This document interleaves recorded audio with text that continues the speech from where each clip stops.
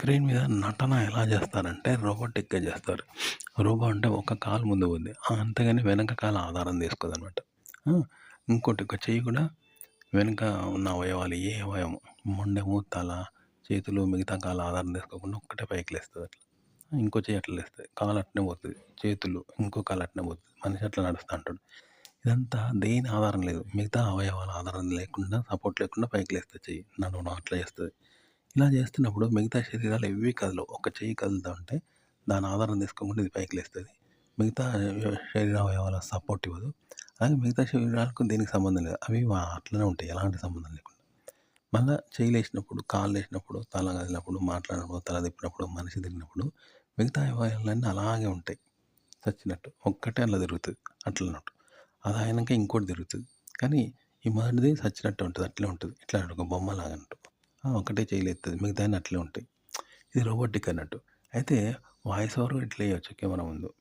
ఎట్లా అంటే voice over కూడా మీరు ఒక పెద్ద పదాన్ని మనం వాడతాం కదా!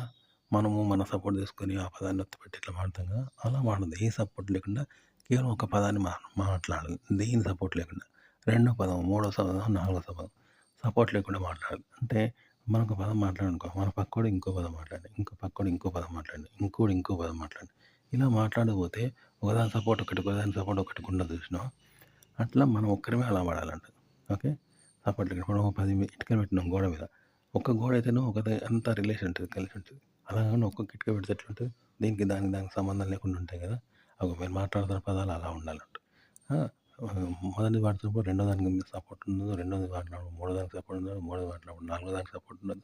ఇలా సపోర్ట్ లేకుండా వేరుగా ఒక్కొక్క పదం వేరుగా మాట్లాడుతూ ఉండాలన్నమాట. రోబోటిక్‌గా ఉంటది. బావుంటది. సినిమాటిక్ స్టైల్‌లో వస్తది. బావుంటది. ఇదే రోబోటిక్‌గా మీరు వీడియో మరియు ఆడియో ఇలాగే చెప్పొచ్చు. మొత్తం మ్యాటర్‌ని కూడా మీరు పర్సనల్‌గా ఒక హ్యూమన్ బిహేవింగ్ కాకుండా రోబోటిక్‌గా చెప్పొచ్చు. ఇప్పుడు రోబోటిక్‌గా ఎలా చెప్పాలో చెప్పాను కదా! అలా చెప్పొచ్చు. అలా కూడా బావుంటది. వాయిస్ ఓవర్ కూడా ఇలాగే ఇవ్వాలి.